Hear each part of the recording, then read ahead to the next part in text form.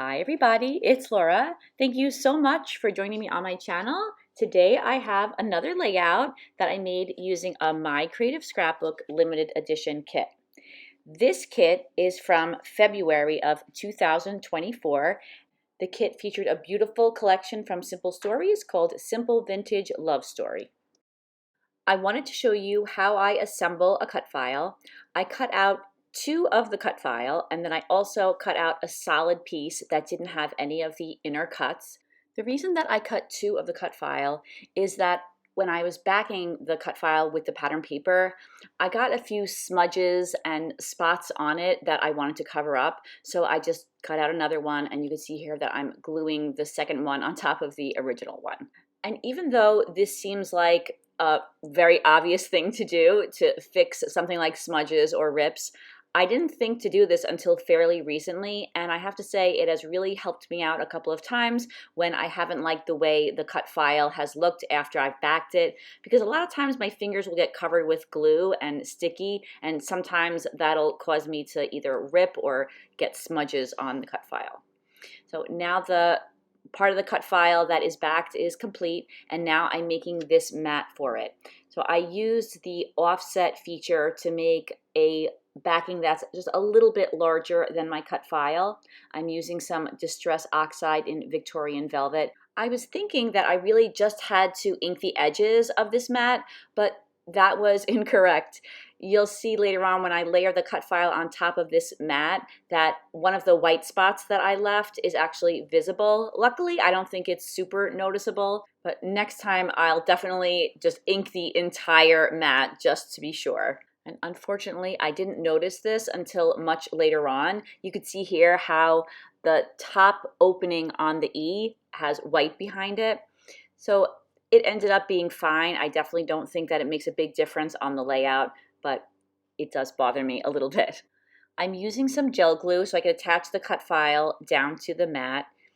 I did some stitching on the inside of each of the larger letters. I used some white embroidery thread.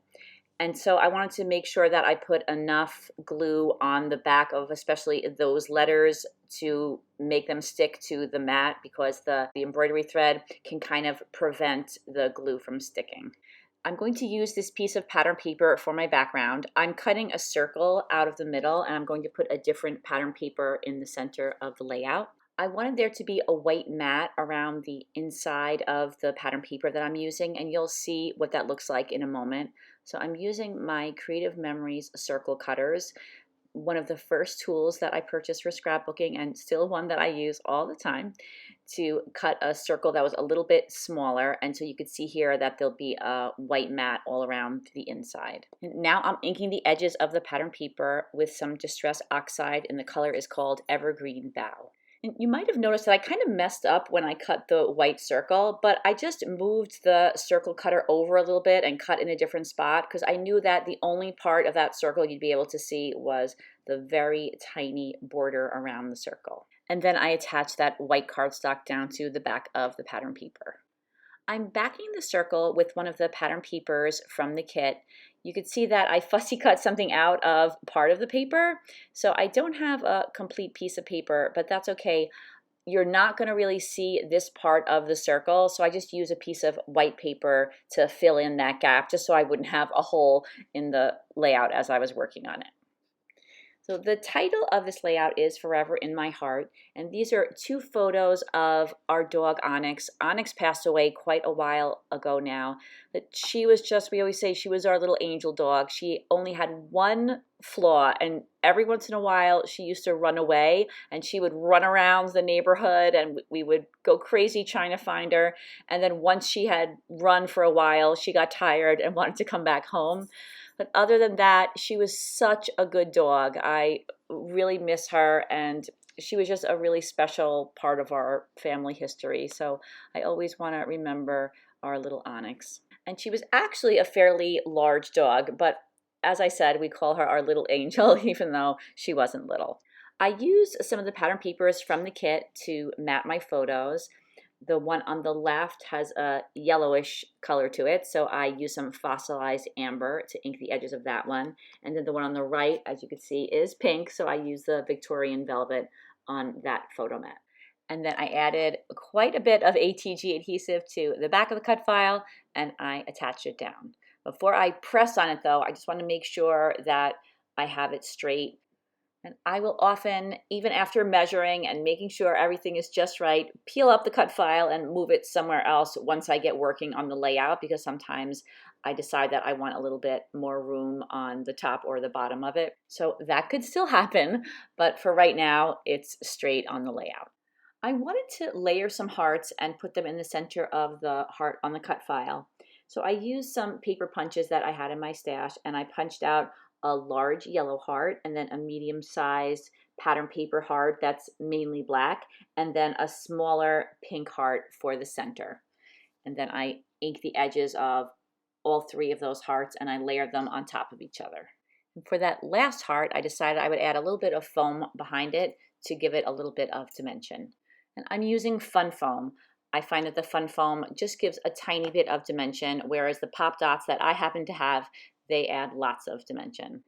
And then I was thinking that it might be a little bit more noticeable if I mounted these hearts on some black cardstock and then just fussy cut around the outside, leaving a very small mat. I ended up removing this mat later on. I think that I thought that it was just too much black in that one concentrated area and not so much black in other areas. And I'm glad that I removed it, but it really doesn't look so bad here. It just brings a lot of focus to that heart. And then I also added some fun foam to the back of these hearts, but I'm going to end up removing that because later on I'm going to stitch around some of these hearts. And so I wanted the hearts to sit flat on the background. So I guess I was on a kick of adding black elements to the layout, because here I'm taking my photos, I'm removing them from the layout, and I'm backing them on some black cardstock. And I like the way that this looks, and I do leave this, shockingly, till the layout is complete, because I like the way it highlighted the photos. And then once I had the photos backed with the black cardstock, I put them right back where I had them before. I don't know if you could tell from looking at the video, but there are some, I believe they're black lines. If they're not black, they're very, very dark brown lines going through the pattern paper that's in the background. And then I'm also going to add a few more embellishments that are black before the layout is done.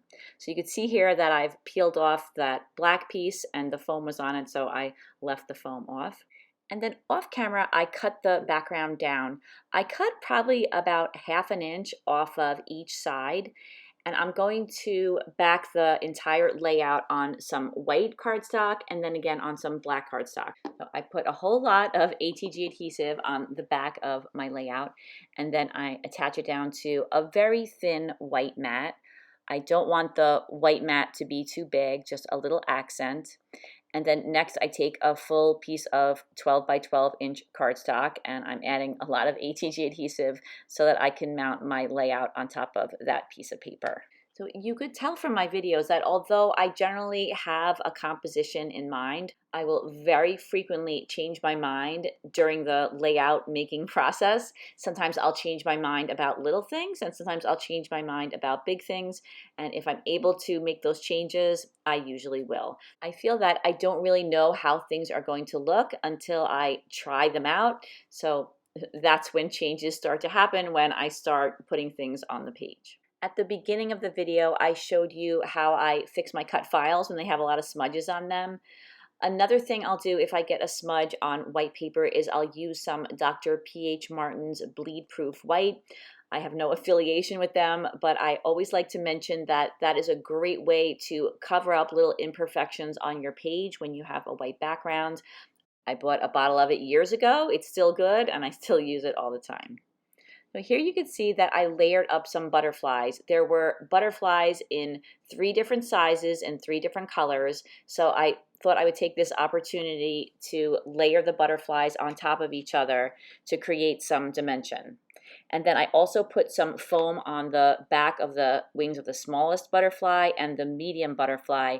And I just love the dimension that the foam gives to these layered butterflies. I made sure that the centers of the butterflies were all attached down to each other directly so that the wings would pop up a little bit. And then I added some black jewels to the centers.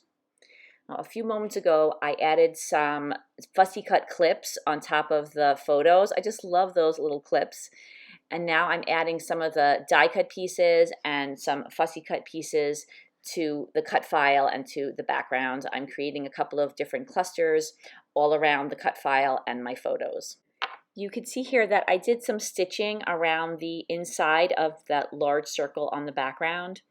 Unfortunately, a lot of that stitching gets covered up because I added a lot of embellishments to the background, but I am still happy that I stitched it because in the little places that you can see it, I think it adds a nice little detail. And on top of my mat, I have a number of little tiny butterflies and then also some hearts and a branch, and I'm going to be incorporating all of those embellishments into my page. I sprinkled the butterflies around the cut file. I thought that it was cute the way they were all different colors, just like the larger butterflies.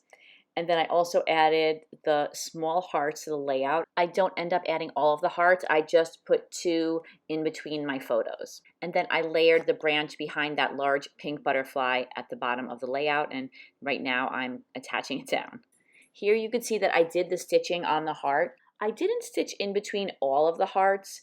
I stitched right on the inside of the heart that makes up the cut file, and then I also stitched around the outside of the yellow heart. I didn't do any more stitching because I was afraid that the lines of stitching would be too close together and I wanted you to be able to see the colors of the hearts. Now I'm adding some pearls to the layout. I'm using some very, very tiny self-adhesive pearls, and I'm putting one on the centers of all of those smallest butterflies.